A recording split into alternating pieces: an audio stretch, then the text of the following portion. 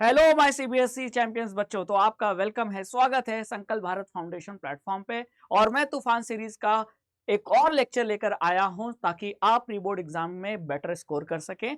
तो आज के लेक्चर में हम पढ़ेंगे human I and colourful word के टॉप 30 कॉम्पिटेंसी बेस्ड क्वेश्चन।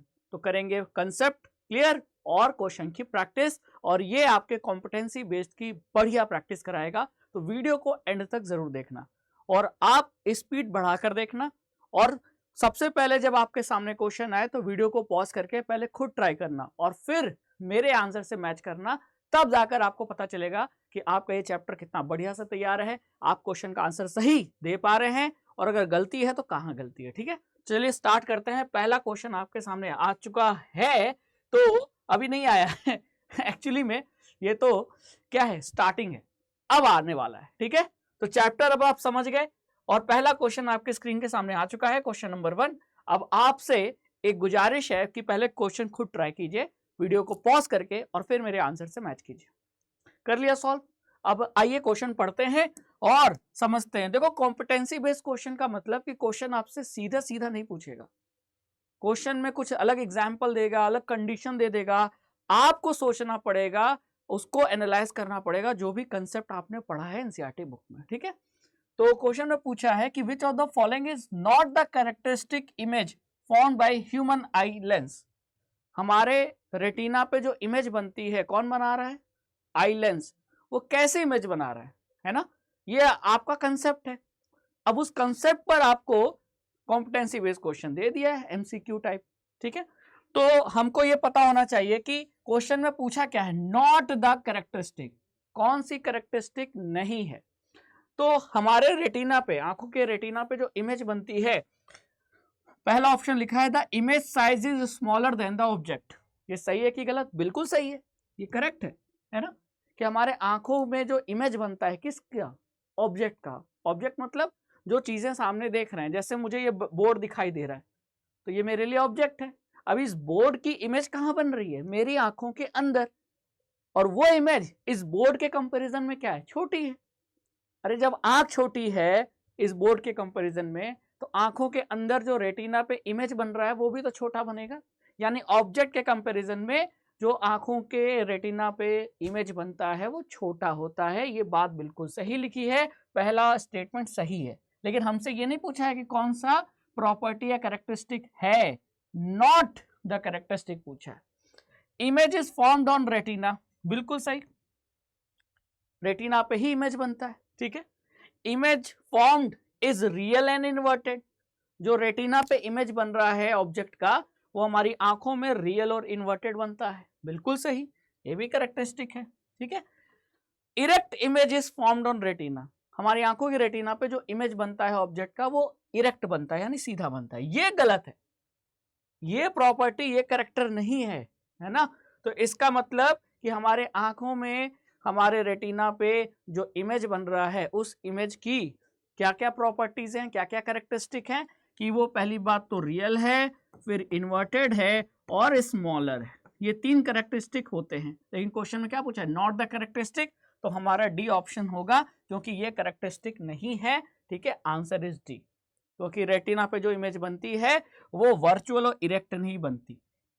ठीक है, तो ये हो गया हमारा पहले क्वेश्चन का आंसर। आई होप आपने सही दिया होगा। अब दूसरे क्वेश्चन को ट्राई करो, तरीका वही है, पहले वीडियो को पॉज करो, क्वेश्चन सॉल्व करो और फिर मेरे आंसर से मैच करो।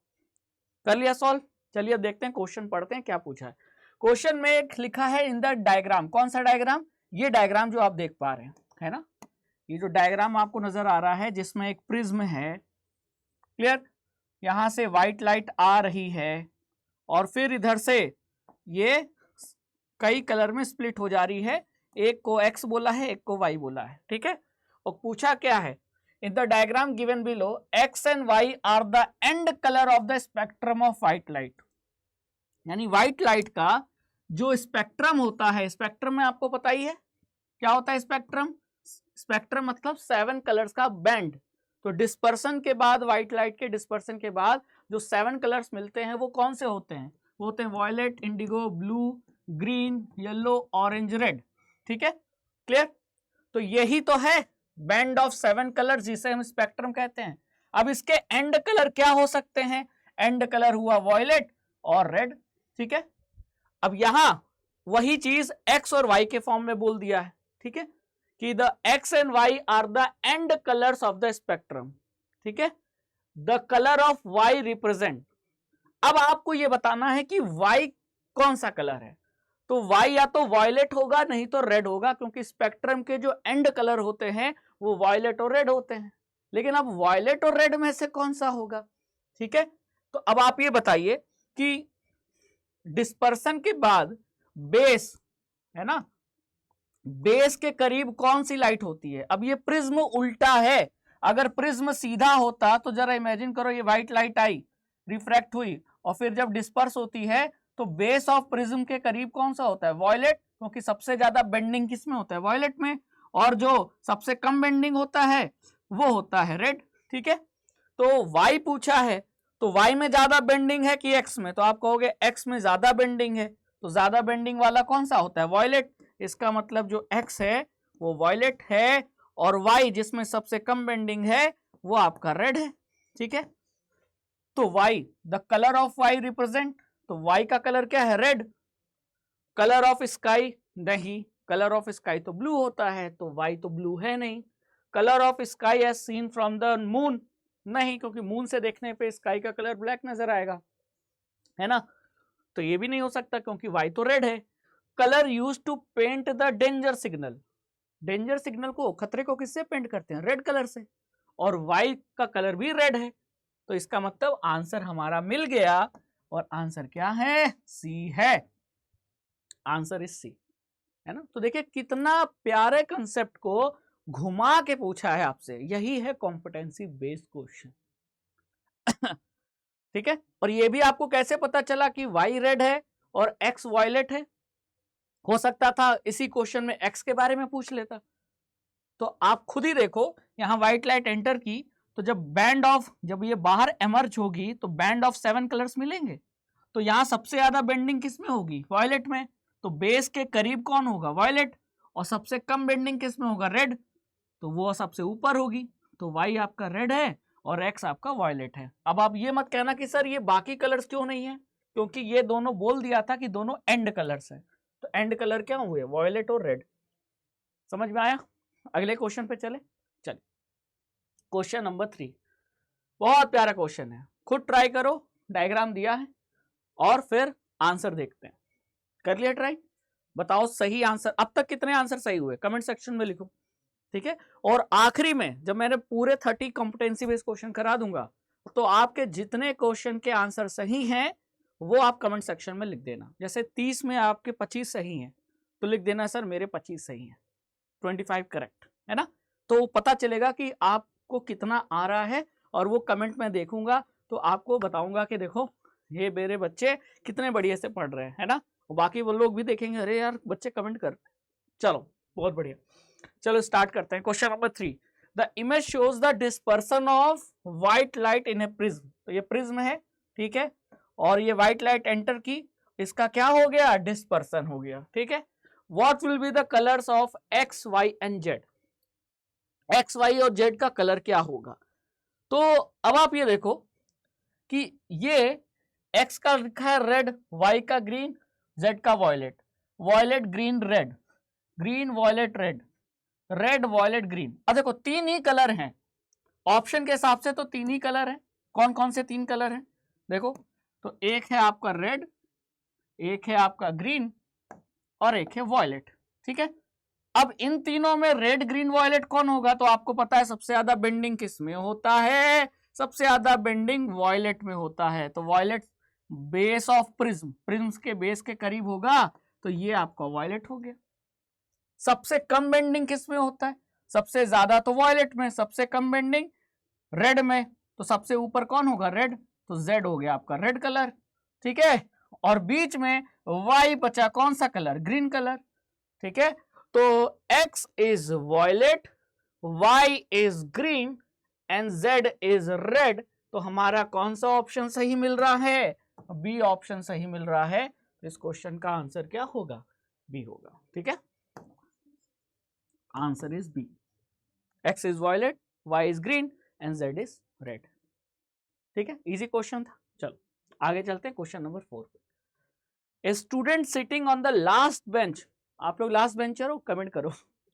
मैं तो लास्ट बेंचर नहीं था, ठीक है, और मैं फ्रंट बेंचर भी नहीं था, ठीक है, मैं अपने दोस्त के साथ मिडल बेंचर में बैठता था, मतलब हम लोग मिडल बेंचर थे, ठीक है ना। बहुत ज़्यादा बदमाशी करते थे ना, बहुत ज़्यादा पढ़ाई करते थे, यानी कि हम बदमाशी भी करते थे थोड़ा, और थोड़ा पढ़ाई भी करते थे, यानी हम हर फील्ड में आगे थे थोड़ा थोड़ा, ठीक है। चलो अब क्वेश्चन नंबर 4 में आप बैक बेंचर हो, मिडल बेंचर हो, फ्रंट बेंचर हो, कमेंट सेक्शन में जरूर बताना। चलो क्वेश्चन नंबर 4, अब इसको पढ़ो और पहले खुद ट्राई करो वीडियो को पॉज करके। अब आपने ट्राई कर लिया होगा, अब मैं इसका आंसर बताता हूं, पहले क्वेश्चन को पढ़ते हैं। Student sitting on the last bench can read the letter written on the black board, यानी क्लासरूम का जो लास्ट बेंच है उस पे बैठा है स्टूडेंट, और वो रीड कर पा रहा है उन लेटर्स को जो कि कहाँ लिखा हुआ है, written on black board, black board पे लिखा हुआ है। यानी ब्लैक बोर्ड उस स्टूडेंट से पास है कि करीब, पास है कि मतलब करीब है कि दूर है, तो ब्लैक बोर्ड तो दूर है ना, तो दूर का उसे दिखाई दे रहा है, क्योंकि क्वेश्चन में बोला है कि ब्लैक बोर्ड पे लिखे जो लेटर हैं वो दिखाई दे रहे हैं, कैन रीड, तो इसका मतलब दूर का, ब्लैक बोर्ड दूर है, दूर का दिखाई दे रहा है, but is not able to read the letters written in his text book. Last bench पे बैठ के जो उसके करीब में किताब है, उस किताब में लिखे हुए लेटर, टेक्स्ट बुक में जो लेटर हैं वो नहीं दिखाई दे रहे, यानी पास का नहीं दिखाई दे रहा, दूर का दिखाई दे रहा है ना। तो ऐसा कब होता है, हाइपरमेट्रोपिया के केस में, क्योंकि हाइपरमेट्रोपिया को ही फार साइटेडनेस कहते हैं, फार का दिख रहा है, साइट है ना, फार साइटेडनेस मतलब फार का साइट, साइट मतलब देखना, यानी दूर का दिखाई दे रहा है, पास का नहीं दिखाई दे रहा। तो इस पर्सन को, इस स्टूडेंट को कौन सी बीमारी है, इसको बीमारी है हाइपरमेट्रोपिया। अब आप समझ में आया कि कैसे हमने पकड़ा, तो क्वेश्चन में डायरेक्ट नहीं बोला कि स्टूडेंट को हाइपरमेट्रोपिया है, क्वेश्चन में आपको एक कंडीशन दिया कि स्टूडेंट क्लासरूम के लास्ट में बेंच पे बैठा है, उसे ब्लैक बोर्ड पे लिखे लेटर दिखाई दे रहे हैं, लेकिन उसके पास जो किताब है, टेक्स्ट बुक है, उसमें जो लेटर है वो नहीं दिखाई दे रहे, यानी उसे दूर का दिखाई दे रहा है, पास का नहीं दिखाई दे रहा, तो इसका मतलब उसे हाइपरमेट्रोपिया। अब ऑप्शन देखो, तो ऑप्शन में नियर पॉइंट और फार पॉइंट के बारे में जिक्र है, तो अब आपको याद होगा कि हाइपरमेट्रोपिया में क्या होता है, हाइपरमेट्रोपिया में जो नियर पॉइंट है 25 सेंटीमीटर नॉर्मल आंखों का, वो 25 से दूरी पे चला जाता है, नियर पॉइंट आंखों से दूर हो जाता है, ठीक है। तो फार पॉइंट वाला तो ऑप्शन होगा नहीं, क्योंकि मायोपिया के केस में होता है। Near point of his eyes has receded away, near point of his eyes has come closer to him, तो नियर पॉइंट क्लोज नहीं होता, आंखों के करीब नहीं आता, आंखों से दूर चला जाता है, तो रिसीडेड अवे यानी दूर चला गया, तो ये आपका आंसर होगा। बात समझ में आ गई। चलो अब इसी में क्वेश्चन बदल देता, तो कि स्टूडेंट बेंच के मतलब क्लासरूम के लास्ट बेंच पे बैठा है, उसे ब्लैक बोर्ड पे लिखे हुए लेटर्स नहीं दिखाई दे रहे, उसे अपनी किताब में लिखे हुए लेटर दिखाई दे रहे हैं, यानी पास का दिख रहा है, अब दूर का नहीं दिख रहा, तो ये कंडीशन कौन हो गई, मायोपिया। और तब मायोपिया में क्या होता है, जो फार पॉइंट है वो आंखों के करीब आ जाता है, और तब आप ऑप्शन क्या टिक करते हैं, the far point of his eyes has come closer to him, तो ये मायोपिया के केस में टिक करते हैं। लेकिन यहाँ हाइपरमेट्रोपिया था जिसमें नियर पॉइंट दूर चला जाता है, तो आपने ये ऑप्शन टिक किया, है ना। तो देखो कंडीशन देकर आपसे सोचने को मजबूर कर रहा है, यही होते हैं कॉम्पिटेंसी बेस्ड क्वेश्चन, जो डायरेक्ट नहीं पूछे जाते, आपको दिमाग चलाना होता है, चलो समझना पड़ता है। क्वेश्चन नंबर 5 पे आ गए, क्या पूछा है इसमें, इसमें आपको angle of incidence, angle of emergence और एंगल ऑफ डेविएशन पूछा है, ठीक है। तो आपने इस चैप्टर में प्रिज्म में पढ़ा होगा angle of incidence, angle of refraction, angle of emergence, angle of deviation. तो ये ध्यान रखना है कि लाइट किधर से किधर जा रही है, ये कैसे पता चलेगा, एरो देखो, तो प्रिज्म और ये लाइट पर जो एरो है वो लेफ्ट से राइट नहीं है, राइट से लेफ्ट है, इस बात का ध्यान रखना, नहीं क्योंकि एनसीईआरटी में जो डायग्राम है, एनसीईआरटी में जो डायग्राम है उसमें एरो लेफ्ट से राइट जाता है, लेकिन जरूरी थोड़ी है कि एग्जाम में वही डायग्राम दे, एरो बदल सकता है, देखो बदल दिया। तो ये आपका क्या है, इंसिडेंट रे, ये रिफ्रैक्टेड रे और ये एमरजेंट रे। तो हमसे एंगल ऑफ इंसिडेंस पूछा है। एंगल ऑफ इंसिडेंस का मतलब इंसिडेंट रे ने नॉर्मल के साथ जो एंगल बनाया, ठीक है, यानी एंगल आई, अब वो कौन है, पी है, तो इसका मतलब एंगल ऑफ इंसिडेंस क्या हो गया हमारा, पी हो गया, ठीक है। फिर एंगल ऑफ एमर्जेंस, तो एमर्जेंट रे को देखो, तो एमर्जेंट रे कौन सी है, ये जो बाहर निकल रही है, ये वाली, और इसने नॉर्मल के साथ जो एंगल बनाया वाई, ये आपका क्या है, वाई एंगल ऑफ एमर्जेंस है। और इंसिडेंट रे ने एमर्जेंट रे के साथ जो एंगल बनाया, ये एंगल कौन सा है, जेड, ये है एंगल ऑफ डेविएशन, क्या है, एंगल ऑफ डेविएशन यानी जेड। तो हमारा आंसर क्या होगा, P Y Z. P Y Z कहाँ है, सी ऑप्शन में है, और ये हमने टिक कर दिया, हमारा आंसर आ गया, ठीक है। लेकिन अगर इंसिडेंट रे ऐसे जा रही होती तो हमारा वाई एंगल ऑफ इंसिडेंस होता, पी एंगल ऑफ एमर्जेंस होता, और जेड होता एंगल ऑफ डेविएशन। लेकिन लाइट राइट से लेफ्ट जा रही है, तो ये आपका पी हो गया एंगल ऑफ इंसिडेंस। तो ध्यान देना, एरो का बहुत बड़ा रोल है, ठीक है। चला जाए, चलिए क्वेश्चन नंबर 6 पे आते हैं। क्वेश्चन नंबर 6 असर्शन रीजन का क्वेश्चन है, जिसमें पहला क्वेश्चन असर्शन क्या लिखा है, a white light on passing through prism, अगर प्रिज्म से एक व्हाइट लाइट पास करती है तो वो स्प्लिट हो जाती है अपने कंपोनेंट कलर्स में, जिसे हम विब्ग्योर 7 कलर जानते हैं, और as such that the red light emerges nearest to the base of the prism. तो जरा इमेजिन करो, सोचो कि जब प्रिज्म से व्हाइट लाइट एंटर करती है और फिर 7 कलर बाहर निकलते हैं प्रिज्म से, तो प्रिज्म के बेस के करीब कौन सा कलर होता है, वॉयलेट होता है, क्योंकि सबसे ज्यादा डेविएशन वॉयलेट में होता है, तो सबसे नीचे यानी प्रिज्म के बेस के करीब कौन निकलती है, वॉयलेट होती है। यहाँ क्या लिखा है कि red light emerges nearest to the base of prism, तो ये तो बात गलत हो गई, फॉल्स। और जैसे ही असर्शन फॉल्स हुआ, हमारा ऑप्शन क्या हो जाएगा, बार बार सिखाया है, डी हो जाएगा। रीजन भी देख लेते हैं, रीजन को ट्रू होना पड़ेगा कि wavelength of red light is more than the other component colours and hence the red light deviate least, बिल्कुल सही। 7 कलर में से सबसे ज्यादा स्पेक्ट्रम के जो 7 कलर हैं उनमें कंपेयर किया जाए वेवलेंथ को लेकर, तो सबसे ज्यादा वेवलेंथ रेड लाइट की होती है, और वेवलेंथ ज्यादा होगा तो डेविएशन कम होगा, रेड लाइट डेविएट लीस्ट, तो ये ट्रू है।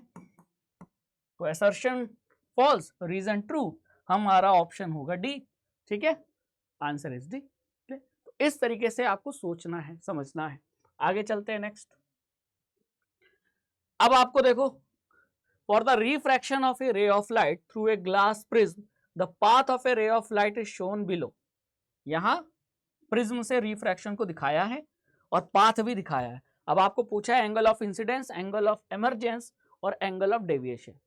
अब ऐसा क्वेश्चन अभी हमने किया था, लेकिन उस क्वेश्चन में और इस क्वेश्चन में डिफरेंस है, हल्का सा डिफरेंस है। मैं उस क्वेश्चन पे आपको ले चलता हूं, यही क्वेश्चन है ना। तो इस क्वेश्चन में और क्वेश्चन नंबर 7 में क्या डिफरेंस है, डिफरेंस है एरो का। अब आपकी जो लाइट है वो देखो लेफ्ट से राइट जा रही है, देखो, तो एरो देखो, ऐसे क्वेश्चन में आपको एरो देखना पड़ेगा, क्लियर। अब हमसे क्या पूछा है, वही चीज पूछा है, angle of incidence, angle of emergence और एंगल ऑफ डेविएशन। लेकिन अब हमको देखना पड़ेगा इंसिडेंट रे कौन है। अब ये वाली इंसिडेंट रे है, तो ये नॉर्मल के साथ जो एंगल बना रही है एक्स, ये आपका एंगल ऑफ इंसिडेंस हुआ, तो एंगल ऑफ इंसिडेंस क्या होगा, एक्स, ठीक है। फिर एमर्जेंट रे ये है, इसने नॉर्मल के साथ जो एंगल बनाया वो है एम, तो एंगल ऑफ एमर्जेंस क्या होगा, एम। और इंसिडेंट रे ने एमर्जेंट रे के साथ जो एंगल बनाया जेड, ये आपका एंगल ऑफ डेविएशन होगा। तो X M Z, X M Z कहाँ है, डी ऑप्शन में है, और हमारा डी ऑप्शन सही होगा, ठीक है। सीक्वेंस में ही आंसर देना है। एक्स एम जेड तो यहां भी है, तीनों चीज तो यहां भी है, लेकिन ये सीक्वेंस देखो एक्स जेड एम है, जबकि हमारा सीक्वेंस सही क्या है, एक्स एम जेड है, तो वो आपका डी ऑप्शन में। तो सीक्वेंस भी मैटर करता है, जिस सीक्वेंस में क्वेश्चन में पूछा है उसी सीक्वेंस में आपका आंसर होगा। ये मत कहना कि सर ये तीनों चीज तो बी ऑप्शन में भी है, तो बी क्यों नहीं टिक करेंगे, इसलिए क्योंकि वो सीक्वेंस में नहीं है, क्लियर। चलो क्वेश्चन नंबर 8 पे चलते हैं। क्वेश्चन नंबर 8 में कहा है एक प्रिज्म, और देखो यहाँ ऑप्शन ना, पहली बात तो ये 1 2 ऐसे हैं, 3 4, ठीक है। अब a prism ABC with BC as a base is placed in different orientation.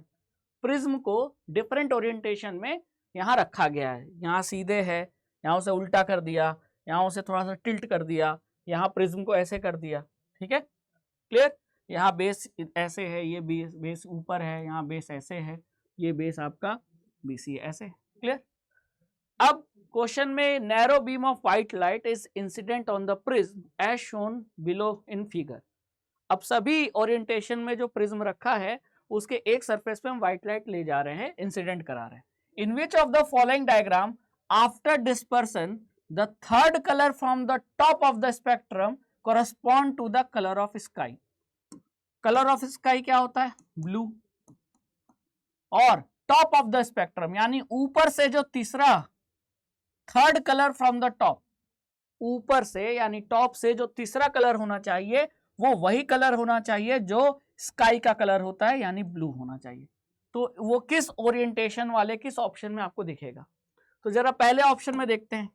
ये व्हाइट लाइट एंटर की, ठीक है, फिर ऐसे गई और फिर ये 7 कलर में क्या हो गई? स्प्लिट हो गई। सबसे नीचे वॉयलेट, सबसे ऊपर रेड, वॉयलेट, वॉयलेट के ऊपर इंडिगो, फिर ब्लू, फिर ग्रीन, फिर येलो, फिर ऑरेंज, फिर रेड। तो यहां अगर ऊपर से तीसरा कलर जाए, ये स्पेक्ट्रम है, तो स्पेक्ट्रम के टॉप से तीसरा कलर तो रेड, ऑरेंज, येलो, तो वो तो येलो है। और हमारा क्या होना चाहिए? टॉप से तीसरा कलर ब्लू होना चाहिए। यहाँ येलो है तो हमारा ये ऑप्शन नहीं होगा। अब यहां देखो, प्रिज्म उल्टा है, ये रहा व्हाइट लाइट, ऐसे गई और ऐसे एमर्ज हो गई। तो प्रिज्म के बेस के करीब कौन होगा? वॉयलेट। सबसे ज्यादा बेंडिंग किसमें होगा? वॉयलेट। और सबसे कम बेंडिंग रेड में। तो violet, indigo, blue, green, yellow, orange, red, कुछ ऐसा स्पेक्ट्रम मिलेगा ना। यहां जो स्पेक्ट्रम मिलेगा कुछ ऐसा मिलेगा, violet, indigo, blue, green, yellow, orange, red. अब यहां स्पेक्ट्रम में ऊपर से तीसरा कलर क्या है? Violet, indigo, blue. तो यही तो हमको चाहिए, तो ये हमारा आंसर है, B is the right answer. ये जो सेकंड ऑप्शन में जब प्रिज्म को हम उल्टा कर देंगे तो स्पेक्ट्रम जो है उसका सीक्वेंस भी तो उल्टा हो जाएगा, है ना। पहले वाले केस में जब प्रिज्म सीधा था तो ऊपर से red, orange, yellow, green, blue, indigo, violet, ये था स्पेक्ट्रम का सीक्वेंस। अब जब हमने प्रिज्म को घुमा दिया, उल्टा कर दिया, तो ये स्पेक्ट्रम भी उल्टा हो गया। तो वॉयलेट सबसे ऊपर चला जाएगा, फिर इंडिगो उसके नीचे, ब्लू उसके नीचे, तो ऊपर से तीसरा कलर ब्लू हो जाएगा। तो ये हमारा ऑप्शन है, बी इज द, मतलब second option is the right answer.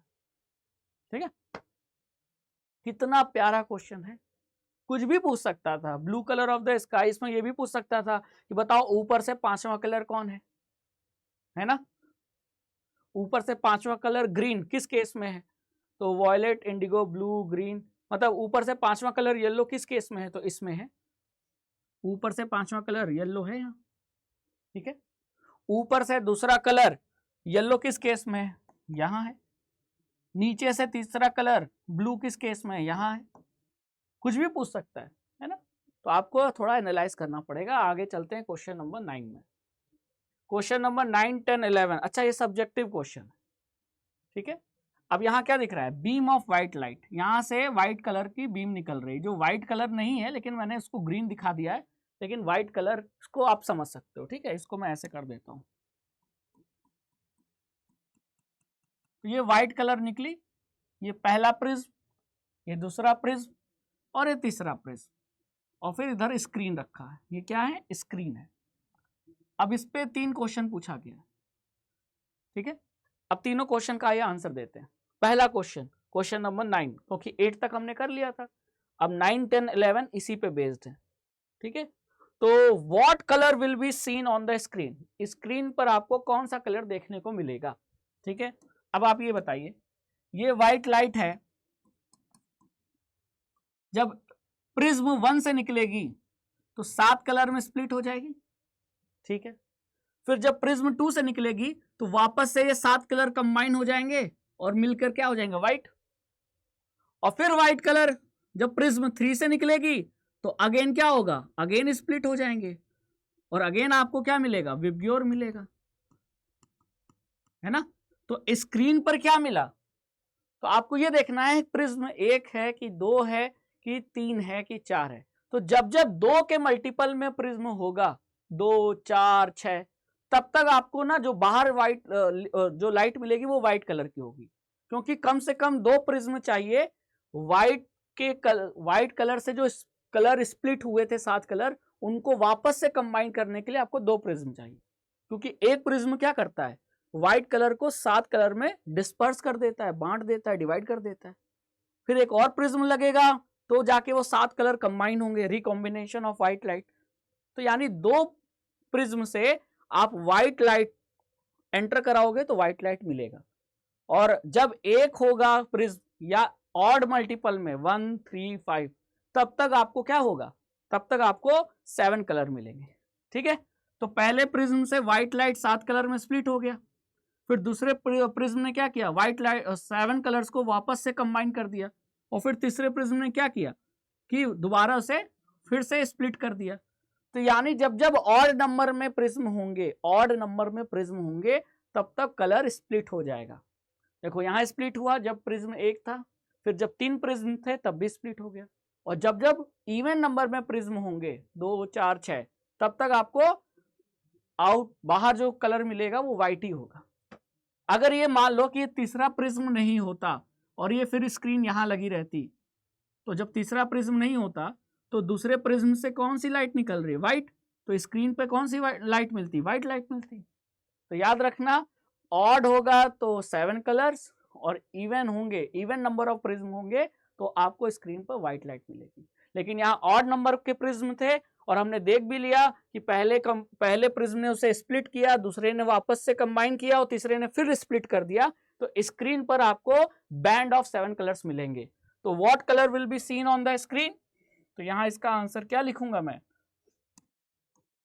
Answer 9, band of 7 colors, band of 7 colors will be seen on the screen, जिसका सीक्वेंस क्या होगा, 7 कलर तो मिलेंगे लेकिन 7 कलर का सीक्वेंस क्या होगा, तो सबसे नीचे क्या होगा, वायलेट, सबसे ऊपर होगा रेड। तो मैं ऐसे लिख देता हूं क्या, विबग्योर, वो बैंड ऑफ 7 कलर का सीक्वेंस क्या होगा, violet, indigo, blue, green, yellow, orange, red, ये होगा band.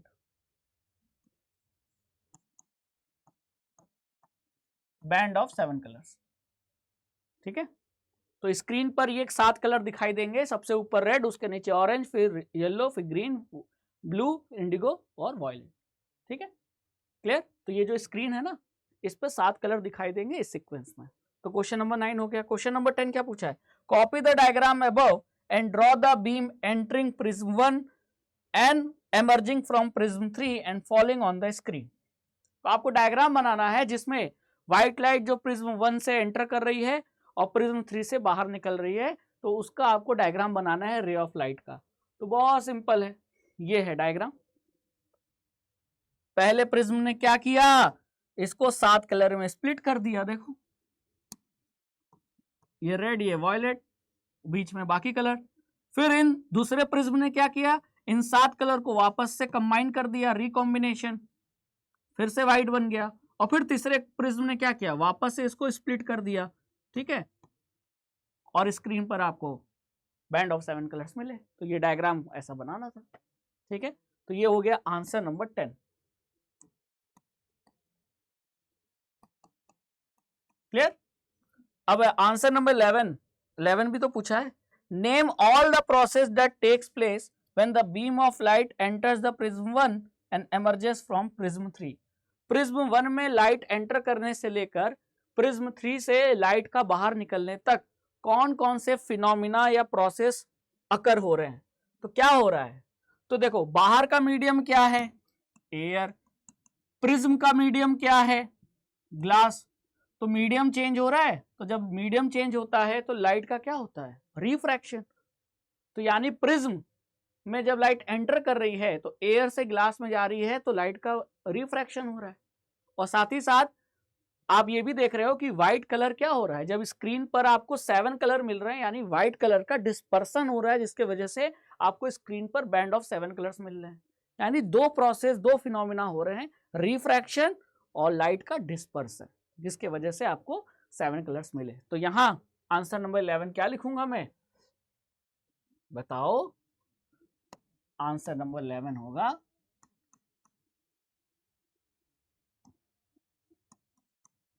two phenomenon is taking place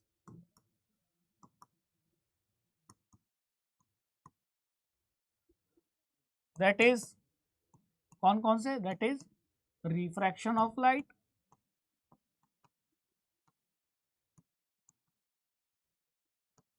and dispersion of light।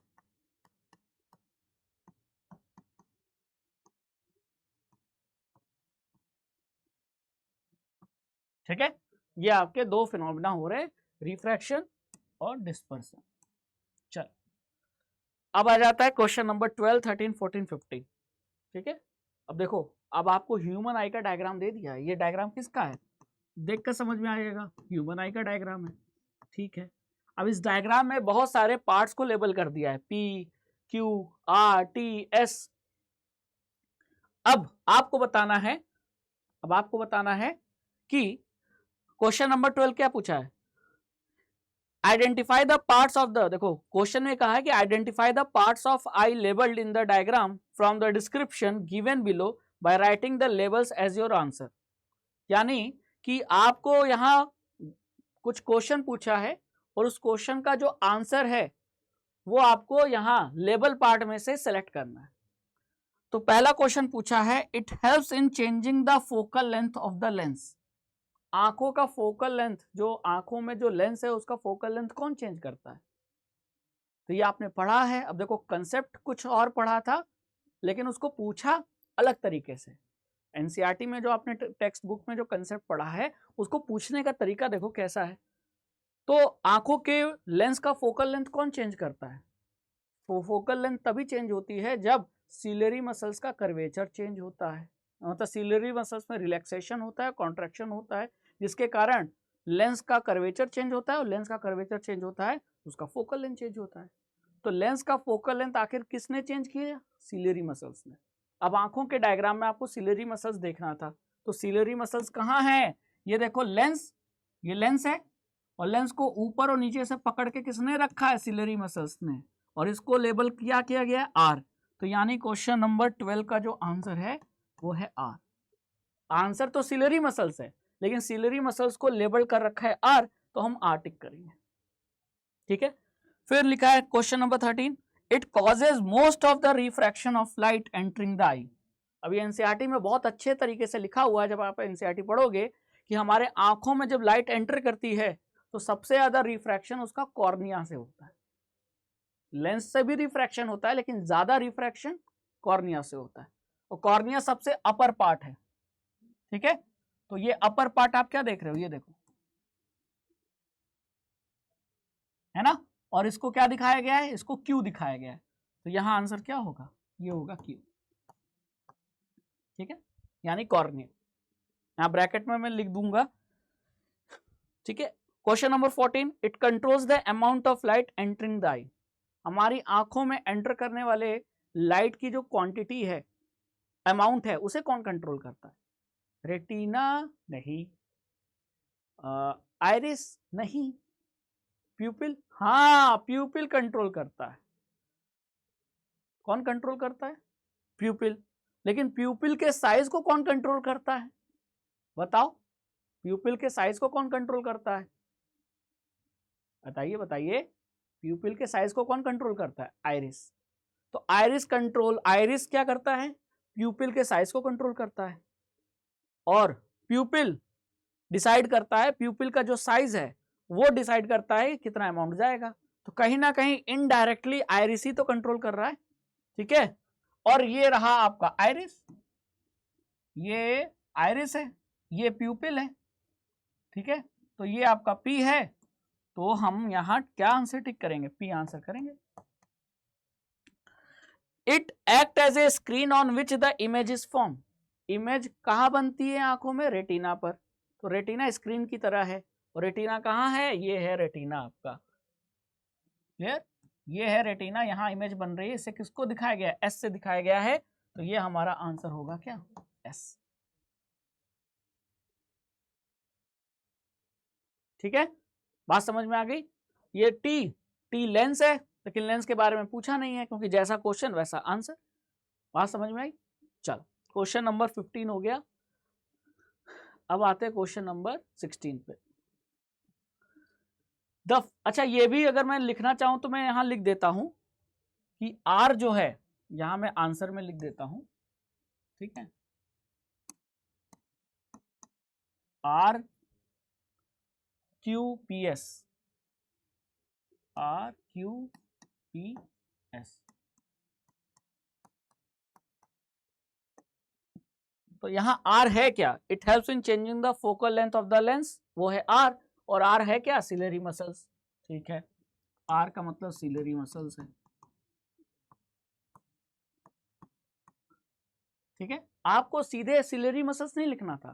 Question में बोला था कि जो लेबलिंग है वो लेबलिंग का नाम लिख दीजिए। तो सिलेरी मसल्स को क्या लेबल किया गया था? आर, डायग्राम में, तो हमने आर लिखा। फिर क्यू क्या था? It causes most of the refraction of light entering the eye, वो है कॉर्निया, तो क्यू मतलब कॉर्निया है। ठीक है, फिर 14 में क्या लिखा था? It controls the amount of light entering the eye. तो आंखों में जो लाइट एंटर कर रही है उसके अमाउंट को कौन कंट्रोल करता है? प्यूपिल। लेकिन यहाँ प्यूपिल को लेवल नहीं किया गया था, तो फिर हमने प्यूपिल को क्या करें? लेकिन प्यूपिल के साइज को तो कंट्रोल कर रहा है आइरिस ना, और आइरिस को लेवल किया गया है पी से, तो हमने यहाँ पी यानी आइरिस को हमने यहाँ लिख दिया। वैसे इसका आंसर प्यूपिल होगा, है ना। देखो, आंखों में कितनी लाइट जाएगी ये प्यूपिल के साइज से डिसाइड होता है, और प्यूपिल का साइज किससे डिसाइड होता है? आइरिस से। तो कहीं ना कहीं आंखों में लाइट कितनी जाएगी ये आइरिस इनडायरेक्टली कंट्रोल कर रहा है। अब यहां जो डायग्राम ह्यूमन आई का दिया था उसमें प्यूपिल को तो लेवल नहीं किया गया था, लेकिन आइरिस को पी से लेवल किया गया था, तो हमने इसीलिए पी को टिक कर दिया। ठीक है, और एस क्या है? एस आपका रेटिना, जहां स्क्रीन की तरह इमेज बन रहा है, स्क्रीन की तरह काम कर रहा है, इमेज बन रहा है। अब आ जाता है question number 16। The face of the moon that is visible to us is called as near side. ठीक है, जैसे ये अर्थ है और ये मून है, तो मून को, जैसे ये अर्थ है और ये मून है, तो मून का एक हिस्सा अंधेरे में रहता है और एक हिस्सा क्या होता है? उजाले में रहता है। क्यों? क्योंकि मून की खुद की लाइट नहीं होती। मून जो चमक रहा है इसका मतलब उस पर सन की लाइट पड़ रही है, ये है सन। तो सन की जो लाइट पड़ेगी वो मून के एक हिस्से पे पड़ेगी, तो जिधर सन की लाइट पड़ेगी मून का वो हिस्सा ब्राइटर नजर आएगा, वहां रोशनी नजर आएगी। ठीक है, क्लियर? और उसे हम क्या कहेंगे? Near side. और मून का वो हिस्सा जहां सन की लाइट नहीं पड़ रही, face of the moon which is invisible, तो वो जहां लाइट नहीं पड़ रही वो अंधेरा होगा, वो इनविजिबल होगा, और उसे फार साइड कहते हैं। What color would the sky appear to an astronaut standing on the far side of the moon and why? ठीक है, अब मून के फार साइड मतलब वो साइड जहां मून पे लाइट नहीं पड़ रही, वहां कोई एस्ट्रोनॉट खड़े होके स्काई को देखेगा, ठीक है, तो उसे क्या नजर आएगा? तो मून पे पहली बताओ, देखो अर्थ का स्काई जो होता है ब्लू कलर का नजर आता है। क्यों? क्योंकि स्कैटरिंग हो रही है सनलाइट की। कौन कर रहा है? अर्थ के एटमॉस्फेयर में प्रेजेंट पार्टिकल्स। लेकिन अगर अर्थ के एटमॉस्फेयर में पार्टिकल्स नहीं होंगे तो स्कैटरिंग भी नहीं होगी, तो ब्लू कलर भी नहीं दिखाई देगा। तो अगर अर्थ पे एटमॉस्फेयर खत्म हो जाए तो फिर ब्लू कलर भी नहीं दिखाई देगा, आसमान का कलर काला दिखाई देगा। यहां भी वही है कि जब मून पे एटमॉस्फेयर नहीं है तो वो ब्लू कलर क्यों दिखाई देगा? तो काला दिखाई देगा। तो एस्ट्रोनॉट को क्या दिखाई देगा? काला। ठीक है, as there is no atmosphere on moon to scatter sunlight, यही आपका C is the right answer. देखो घुमा के पूछा है, एनसीईआरटी में अर्थ के बारे में बोला है, लेकिन क्वेश्चन में वही चीज मून से रिलेट करके पूछ लिया। तो अर्थ का कलर, अर्थ के स्काई का कलर ब्लू होता है स्कैटरिंग की वजह से, लेकिन वो स्कैटरिंग कर कौन रहा है? अर्थ के एटमॉस्फेयर में प्रेजेंट पार्टिकल्स। यानी अर्थ पे जब तक एटमॉस्फेयर है तब तक अर्थ के एटमॉस्फेयर में पार्टिकल्स हैं जो कि लाइट को लगातार स्कैटर करते रहेंगे, और ब्लू लाइट ज्यादा स्कैटर होती है, इसीलिए लगातार आपको ब्लू कलर दिखाई देगा आसमान का। तो आसमान का ब्लू कलर तभी तक है जब अर्थ पे एटमॉस्फेयर है, अर्थ पे पार्टिकल्स है ना। लेकिन अगर अर्थ का एटमॉस्फेयर गायब हो जाए, कब गायब होगा? जैसे अर्थ की ग्रेविटी खत्म, तो ग्रेविटी ने ही तो एटमॉस्फेयर को पकड़ के रखा है, जाने नहीं दे रहा है, ग्रेविटी खींच रहा है। अर्थ का एटमॉस्फेयर, अगर ग्रेविटी अर्थ का गायब हो जाए, जीरो हो जाए, तो एटमॉस्फेयर गायब, और एटमॉस्फेयर गायब हो गया तो मतलब नो पार्टिकल्स, फिर लाइट स्कैटर नहीं होगी, और स्कैटर नहीं होगी तो अर्थ से आप आसमान देखोगे तो काला दिखाई देगा, है ना, बिल्कुल ब्लू नहीं दिखाई देगा। ये एनसीईआरटी में लिखा हुआ है, क्वेश्चन आ सकता है, वही क्वेश्चन पूछा है। चलो क्वेश्चन नंबर 17 क्या लिखा है? In the given diagram showing refraction of a narrow beam of monochromatic light through a glass prism, the angles marked 1 and 2 respectively are. तो प्रिज्म से लाइट जा रही है, तो पहले लाइट का रास्ता देख लो, ये है लाइट का रास्ता, ठीक है। तो ये जो एंगल 1 है और 2 है, ये एंगल कौन से हैं? तो एंगल 1 किसके बीच बन रहा है? इंसिडेंट रे और नॉर्मल के बीच, तो ये आपका क्या होगा? एंगल ऑफ इंसिडेंस होगा। ये आपकी एमर्जेंट रे है, बाहर निकलने वाली रे एमर्जेंट रे, और एमर्जेंट रे नॉर्मल के साथ जो एंगल बनाती है वो एंगल ऑफ एमर्जेंस होता है, ठीक है। तो एंगल 1 क्या है? Angle of incidence. एंगल 2 क्या है? Angle of emergence. तो angle of incidence, angle of emergence कहाँ दिया है? एंगल ऑफ इंसिडेंस है, angle of emergence B option में दिया है, तो हमारा आंसर क्या होगा? बी होगा। बात समझ में आई? क्लियर? और अगर इन दोनों रे के बीच में एंगल पूछ लेता तब वो एंगल होता क्या? Angle of deviation. लेकिन एंगल ऑफ इंसिडेंस और एंगल ऑफ एमर्जेंस नॉर्मल और रे के साथ एंगल होता है, ठीक है। तो हमारा B option is the right answer. चल अब आते हैं असर्शन रीजन, ठीक है। असर्शन रीजन में भी कॉम्पिटेंसी बेस्ड का ही पार्ट है।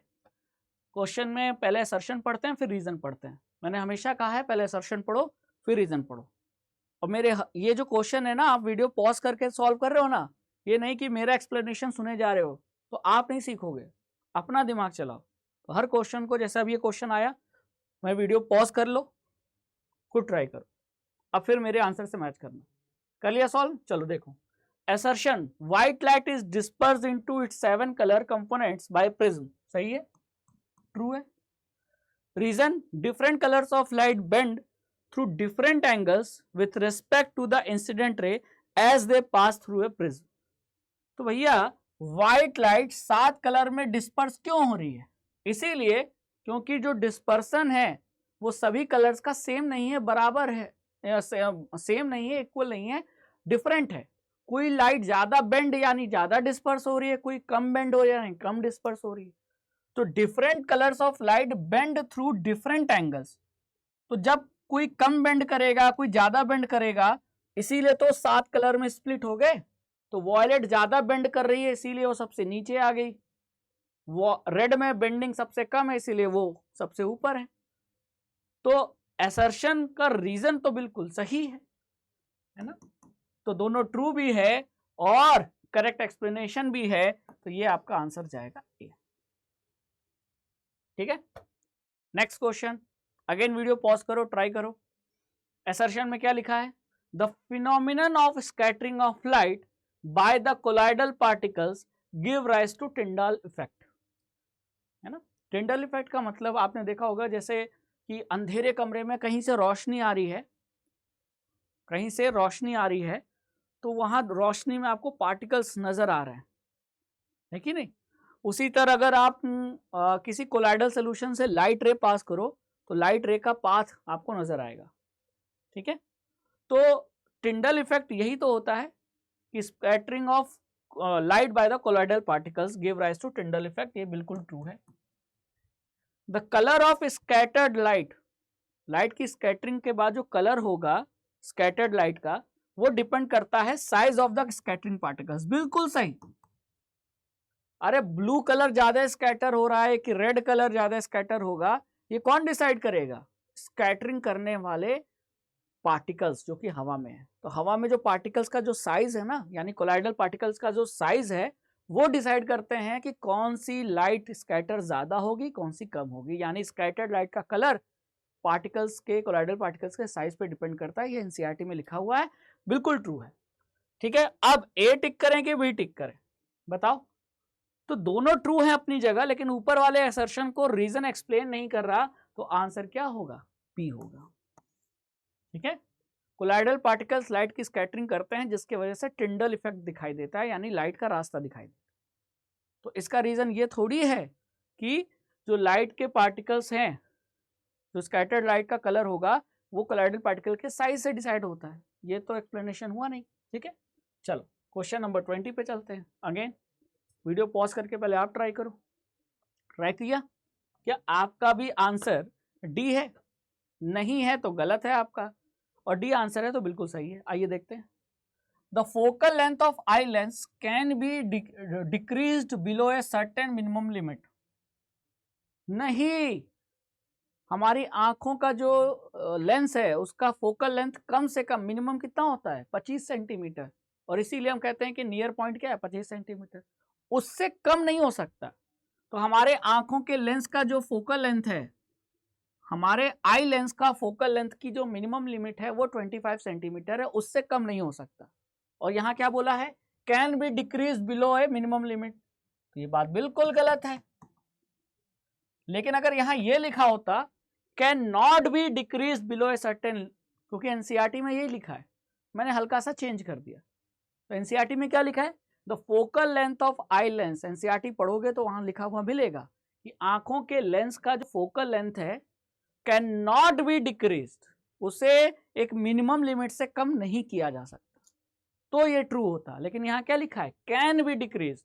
ये गलत हो गया, और असर्शन गलत हो गया, तो हमें कुछ सोचना ही नहीं है, डी ऑप्शन टिक कर देना है। एक बार रीजन भी देख लेते हैं। The change in the curvature of eye lens, eye lens के कर्वेचर में चेंज के कारण ही उसका फोकल लेंथ चेंज होता है। बिल्कुल सही है, ट्रू। ठीक है, चल क्वेश्चन नंबर 21 पे चलते हैं। बात समझ में आ गई? A rainbow is a natural spectrum appearing in the cause by dispersion। यहां थोड़ा सा स्टेटमेंट यहाँ गलत है, यहाँ कुछ चीजें नहीं होनी चाहिए।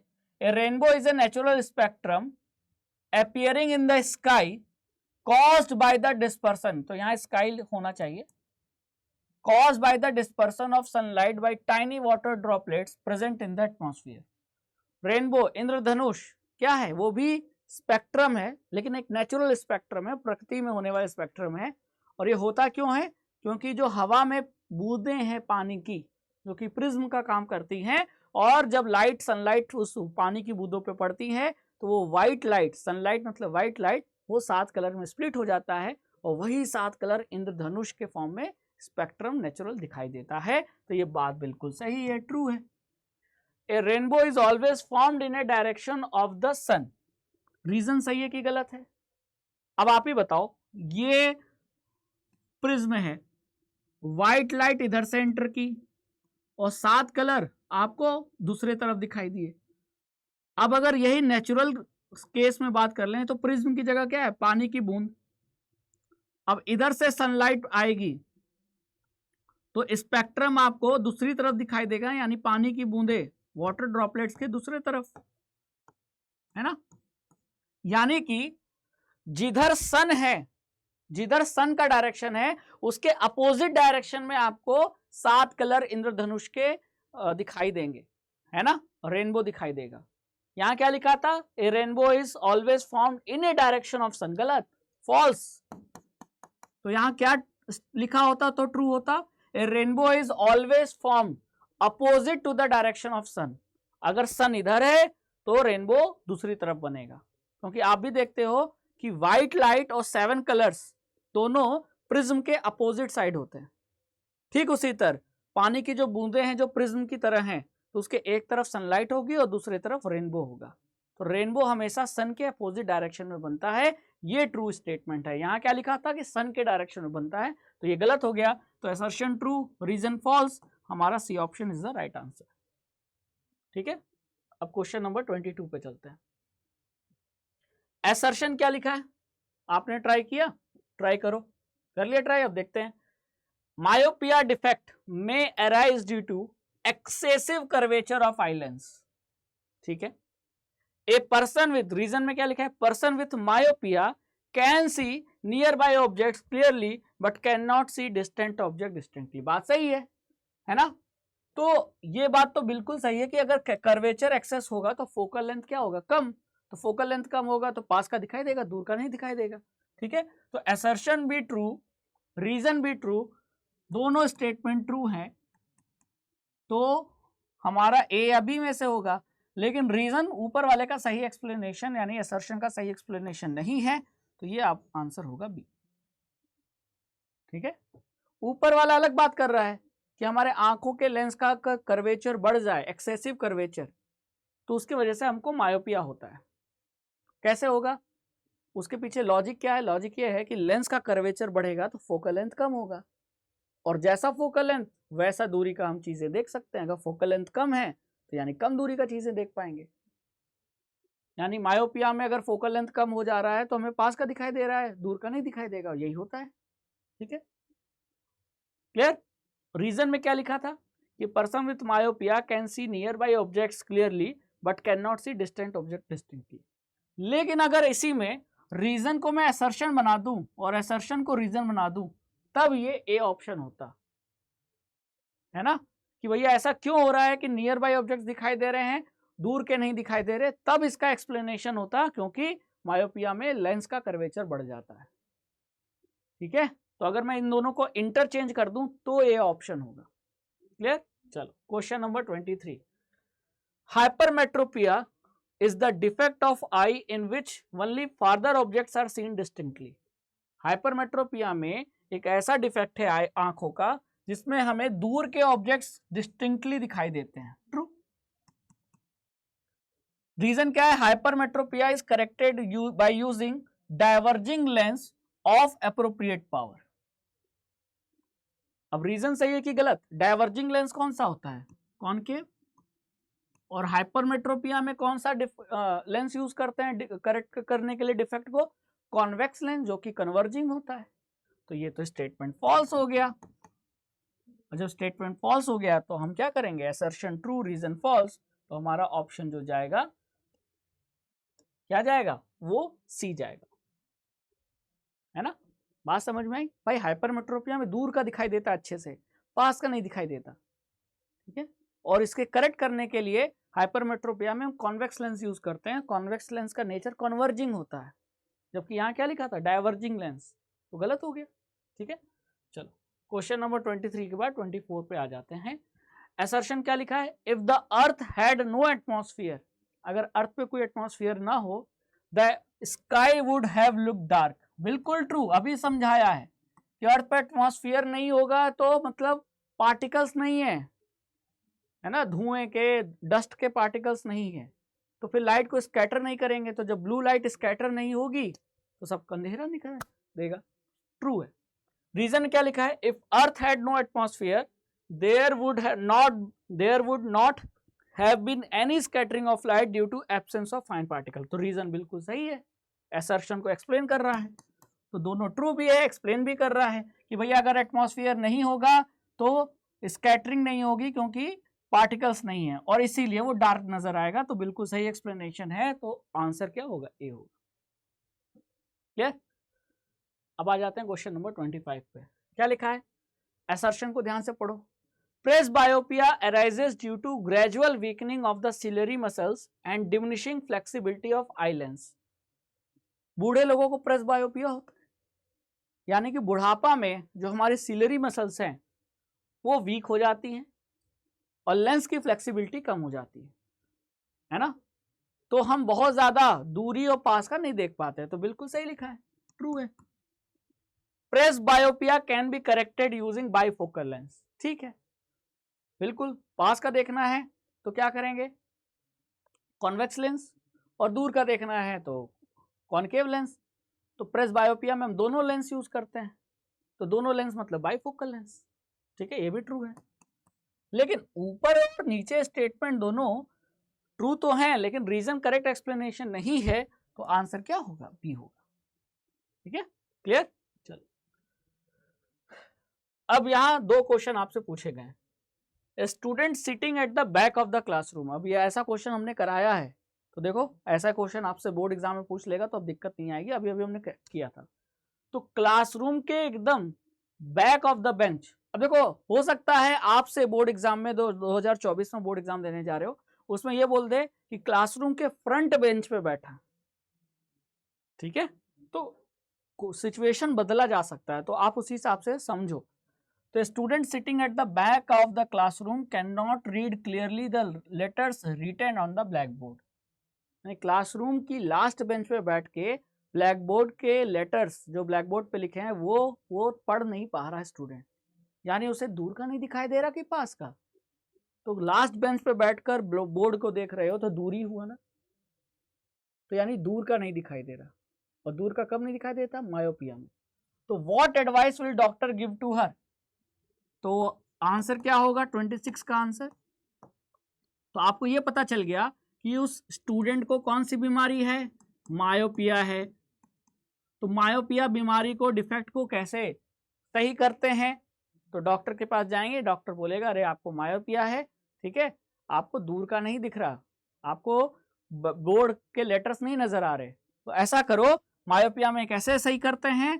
कॉनकेव लेंस से। तो डॉक्टर क्या एडवाइस देगा? Doctor will suggest student to use concave lens of suitable power as student is suffering from myopia. As student is suffering from myopia.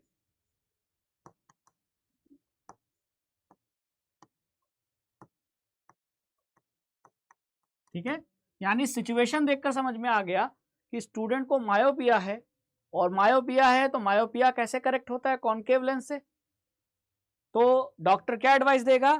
भैया स्टूडेंट आप एक सुटेबल पावर का कॉनकेव लेंस यूज कीजिए। Suitable power मतलब जरूरी नहीं कि एक फिक्स, किसी भी पावर से काम नहीं चलेगा, है ना, किसी भी पावर से काम नहीं चलेगा, सुटेबल पावर होना चाहिए जिसके कारण जो इमेज रेटिना पे बनने लगे। ठीक है, तो ये हो गया आंसर 26। और आंसर 27, ड्रॉ रे diagram for the correction of this defect. तो डिफेक्ट कौन सा है? उससे मायोपिया। तो मायोपिया डिफेक्ट को करेक्ट करते हैं तो उसका रे डायग्राम बनाना है, ये एनसीईआरटी में दिया हुआ है। तो ये कौन सा है? ये डायग्राम आपको बनाना था। ये रहा आंसर नंबर 27। ठीक है, देखो कॉनकेव लेंस है, ये है ना कॉनकेव लेंस, क्लियर? तो कॉनकेव लेंस ने क्या किया? लाइट को डाइवर्ज कर दिया, तो जो लाइट रेज आगे मिल रही थी रेटिना के आगे, उसे इसने फैला दिया, तो अब ये जाकर पीछे रेटिना पे मिल रही हैं। तो ये डायग्राम बनाना है। तो ये डायग्राम करेक्शन ऑफ मायोपिया का है। तो जो एनसीईआरटी में हाइपरमेट्रोपिया और मायोपिया का जो करेक्शन वाला डायग्राम है वो जरूर आपको पढ़ के जाना है, क्योंकि एनसीईआरटी के जो भी डायग्राम है उससे बोर्ड एग्जाम में क्वेश्चन बन जाता है। ठीक है, चलो क्वेश्चन नंबर 28। यहां बहुत प्यारा क्वेश्चन पूछा है। The path of light rays passing through a glass prism is best represented by. जो व्हाइट लाइट का प्रिज्म से जो गुजरने वाला जो रास्ता है वो सबसे बेस्ट तरीके से कहां दिखाया गया है? तो पहले केस में देखो क्या है, व्हाइट लाइट एंटर कर रही है और बाहर 7 कलर निकल रहे हैं, सबसे ऊपर रेड, सबसे नीचे वॉयलेट। ठीक है, इसमें तो हमको कोई दिक्कत नहीं नजर आ रही। यहाँ क्या है, व्हाइट लाइट एंटर कर रही है और बाहर निकलना चाहिए विबग्योर 7 कलर, लेकिन उसमें व्हाइट लिखा हुआ है, तो ये गलत हो गया ऑप्शन। व्हाइट एंटर करके व्हाइट थोड़ी निकलेगी। यहाँ क्या हो रहा है, व्हाइट एंटर कर रही है और वॉयलेट ऊपर निकल रही है, रेड नीचे निकल रही है, ये गलत है। क्योंकि ज्यादा बेंडिंग किस में होती है, वॉयलेट में। वॉयलेट नीचे होना चाहिए था, रेड ऊपर होना चाहिए था, तो यहाँ ये चीज गलती है ना। तो ये भी ऑप्शन गलत हो गया। यहाँ भी गलती है, व्हाइट एंटर कर रहा है, व्हाइट भी निकल रहा है, तो ये भी गलत हो गया। तो यानी केवल पी सही है, और ओनली पी किस ऑप्शन में है, ए ऑप्शन में। तो हमारा आंसर क्या होगा, ए। ठीक है, सभी गलत थे, ये गलत थे तीनों, बस ए पी वाला ऑप्शन सही था। क्लियर, क्योंकि बेंडिंग जो होती है वो सबसे ज्यादा वॉयलेट में होती है। तो प्रिज्म के बेस के करीब कौन सा कलर होगा, वॉयलेट, और सबसे ऊपर रेड, और बीच में बाकी कलर, टोटल मिला के विप की और 7 कलर। चल, यहां क्या है, बहुत प्यारा क्वेश्चन है, देखो क्या दिया है, सोचना पड़ रहा है ना। द इमेज बिलो, ये इमेज जो है वो क्या बता रहा है, लाइट बीइंग स्प्लिट बाय ए प्रिज्म। देखो खिड़की से क्या आ रही है, सनलाइट, सनलाइट को कौन सा कलर मानेंगे, व्हाइट लाइट, और यहां रखा है प्रिज्म। ठीक है, तो ये जब व्हाइट लाइट प्रिज्म पर पड़ रही है तो प्रिज्म उसको क्या कर दे रहा है, 7 कलर में स्प्लिट कर दे रहा है, और वो 7 कलर, स्पेक्ट्रम के 7 कलर जो हैं वो यहां नजर आ रहे हैं आपको। ठीक है, क्लियर। तो this was first observe by Isaac Newton. तो ऐसा कुछ किसको नजर आया था, आइजैक न्यूटन को। आइजैक न्यूटन ने क्या किया था, यही किया था कि जब लाइट, व्हाइट लाइट प्रिज्म पे गिराया तो प्रिज्म ने देखा, आइजैक न्यूटन ने क्या देखा कि प्रिज्म ने उस व्हाइट लाइट को 7 कलर में स्प्लिट कर दिया। तो इससे उनको क्या पता चला कि जो बरसात के मौसम में रेनबो फॉर्मेशन होता है वो भी सेम फिनोमिना है, बस अंतर यह है कि यहाँ प्रिज्म ने लाइट को डिस्पर्स किया और वहां पानी की बूंदे बरसात के मौसम में जो होती है वो कर रही हैं। तो इस एक्सपेरिमेंट से कौन सी चीजें पता चली, the cause of rainbow formation, इंद्रधनुष का फॉर्मेशन पता चला, क्योंकि इंद्रधनुष में भी सनलाइट को 7 कलर में स्प्लिट हो जाता है, बस वहां प्रिज्म नहीं करता, वहां पानी की बूंदें करती हैं। तो वो एक नेचुरल स्पेक्ट्रम है, और ये भी यहाँ स्पेक्ट्रम का फॉर्मेशन हो रहा है, लेकिन इसे बाकायदा एक्सपेरिमेंट के साथ किया गया। तो आइजैक न्यूटन के इस एक्सपेरिमेंट से रेनबो फॉर्मेशन पता चला। तो ये आपका C option is the right answer. ठीक है, क्लियर। चलो अब आ जाते हैं लास्ट क्वेश्चन पे, क्योंकि टोटल 30 क्वेश्चन हमको करना था। यहाँ ह्यूमन आई, ये कौन सा डायग्राम है, एनसीईआरटी का ह्यूमन आई का डायग्राम है, इसको जरूर पढ़ के जाना है, लेबलिंग अच्छे से देख के जाना। तो इसमें 4 पार्ट्स को लेबल कर दिया गया है, वी, एक्स, वाई और जेड। ये वाई है, ठीक है, ये आपका वाई है, ठीक है, ये जेड है। अब क्वेश्चन में कहा है कि विच लेबल पार्ट, इन चारों में से कौन से लेबल पार्ट जो है वो ह्यूमन आई को क्या करता है, which part in human eye sent electrical signal, इन चारों में से कौन सा ह्यूमन आई का level part signal, electrical signal send करता है, किसको, ब्रेन को। ठीक है, और वो इलेक्ट्रिकल सिग्नल कौन, किसने जनरेट किया है, लाइट सेंसिटिव सेल्स ने जनरेट किया है। तो भैया ये आंसर क्या होगा, वी एक्स वाई जेड। तो देखो बेटा, रेटिना पे क्या बन रही है, इमेज, कैसी, रियल एंड इन्वर्टेड। तो रेटिना पे क्या होते हैं, लाइट सेंसिटिव सेल्स होते हैं। तो ये ध्यान रखना है कि जो लाइट सेंसिटिव सेल्स होते हैं, जो आप लोग हायर क्लास में पढ़ोगे, रॉड सेल्स और कॉन सेल्स, ये रेटिना पे ही तो होते हैं। तो जैसे ही रेटिना पे इमेज बनती है, ये लाइट सेंसिटिव सेल्स क्या होते हैं, एक्टिवेट हो जाते हैं और तुरंत सिग्नल जनरेट करते हैं, और वो सिग्नल ये इस पार्ट से होते हुए कहां जाता है, ब्रेन तक। तो ये पार्ट कौन सा है,